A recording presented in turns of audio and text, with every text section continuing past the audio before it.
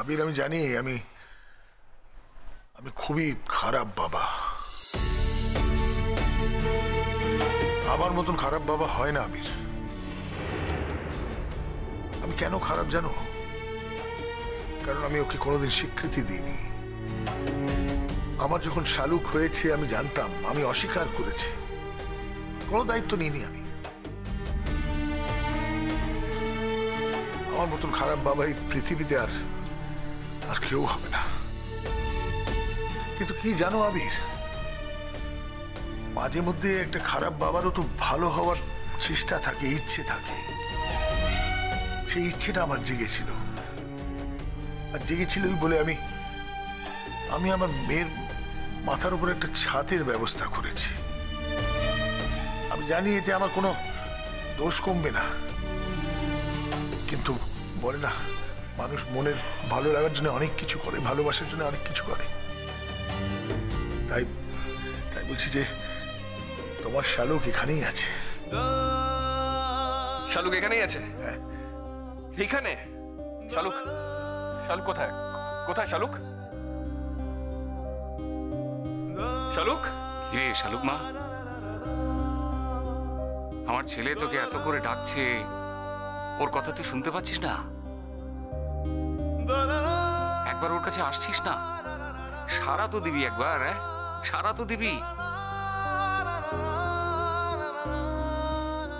ভেলভেলেটা শালুক, শালুক, শালুক, শালুক, শালুক, শালুক, শালুক, শালুক, শালুক, শালুক, তুমি এখানে?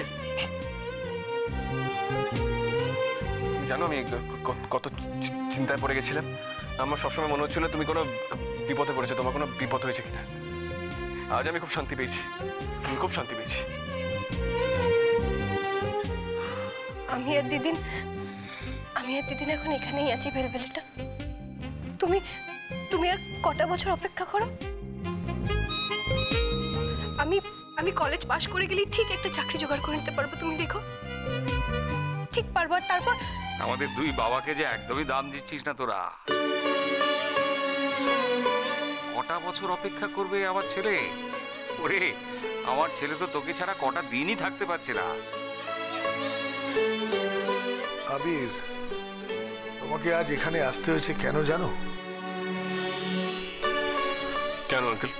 শালুককে আজ আমার কলেজে নিয়ে গিয়ে ভর্তি করানোর দিন ছিল।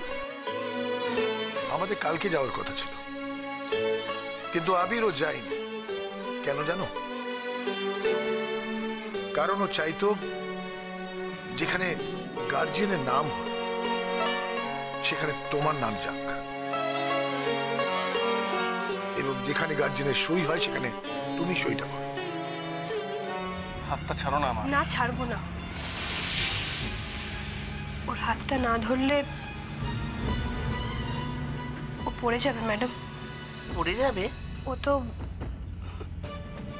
দু চোখে দেখতে পায় না। ও মাই গড!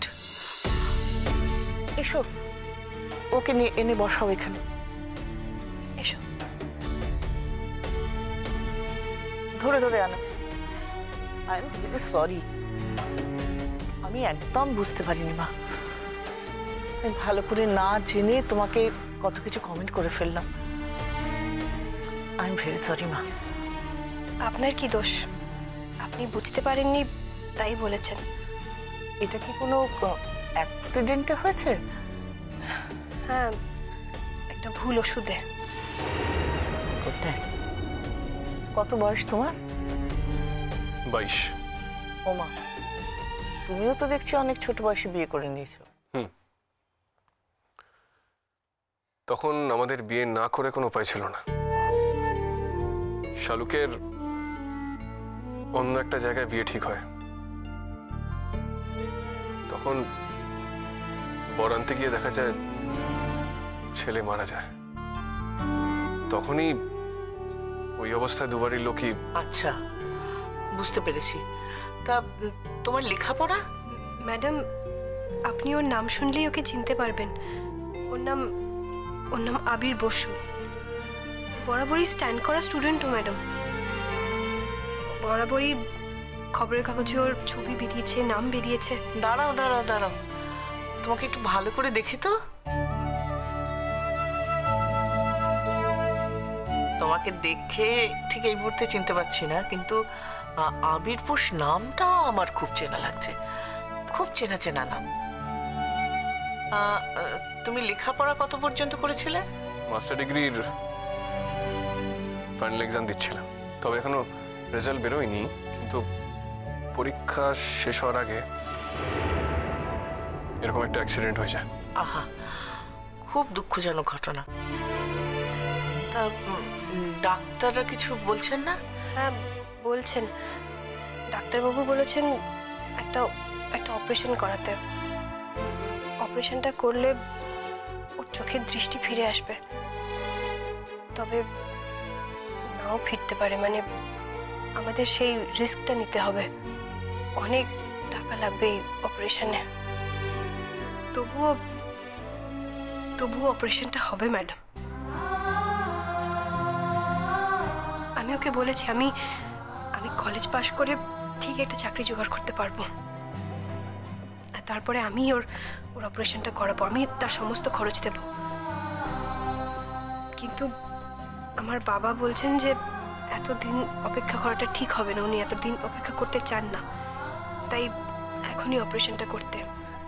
সেই জন্যই আর কি ডাক্তারবাবুকে একবার জিজ্ঞেস করবেন, জানার জন্য যে অপারেশনটা করে কোনো লাভ হবে কিনা। আমার মনে হয় অপারেশন করে কোনো লাভ হবে না। যাই হোক শালুক, আমার কথা না বলে নিজের কথা বলো। ম্যাডাম তোমাকে কেন এখানে ডেকেছেন সেই কথাটা জিজ্ঞেস করো। বাবা, তোমাকে দেখে আমার মনটা খুব খারাপ হয়ে গেল। আর এইটুকু একটা মেয়ের লড়াইটা যে কি সাংঘাতিক সেটা তো বুঝতেই পারছি। দেখো মা, আমরা তোমাকে সব রকম সাহায্য করব। লেখাপড়া নিয়ে তোমার যখন যা দরকার তুমি টিচারদের কাছে চলে আসবে, এমনকি তুমি আমার কাছেও চলে আসতে পারো। হে কি, চোখে জল কেন?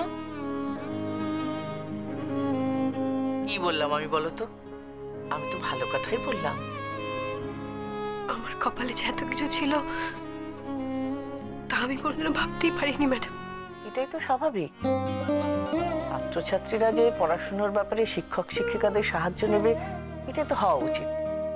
এখানে আবার কপালের কথা হচ্ছে কেন বলো তো? আপনি জানেন না ম্যাডাম, আমার জীবনে একদিন এসব কিছুই হওয়ার কথা ছিল না। আমার জীবনের সব স্বপ্নই মরে গেছিল। এই মানুষটাই আবার জীবনে আমাকে নতুন করে স্বপ্ন দেখতে শিখিয়েছে। আমার সব স্বপ্ন পূরণ করার জন্য এই মানুষটাই লড়াই করেছে ম্যাডাম। আর দেখুন, এখন যখন আমার সব স্বপ্ন পূরণ হচ্ছে, এই মানুষটাই ওর চোখের দৃষ্টি হারিয়ে ঘরে বসে আছে। ওর এখন চোখে দেখতে পায় না, এমন কেউ আমাকেও দেখতে পায় না। শালুক, আমি তোমাকে সব সময় দেখতে পাই। আর কেন এসব কথা বলছো? এসব কথা শুনতে আমার ভালো লাগে না। এসব কথা বলো না। আমি তোমাদের আশীর্বাদ করছি, দেখবে আবির একদিন ঠিক চোখে দেখতে পাবে, আর তোমাদের লড়াইটাও একদিন শেষ হয়ে যাবে। কিন্তু একটা কথা জেনে রেখো, যে মানুষ লড়াই করতে জানে না সে ঠিকমতো বাঁচতেও জানে না। আমার চোখ ভালো হোক বা খারাপ হোক তোমার কিছু এসে যায়? দেখেছো মা, চোরের মায়ের কিরকম বড় গলা।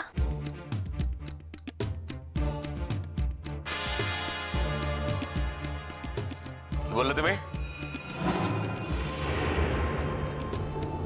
বললাম চোরের মায়ের বড় গলা।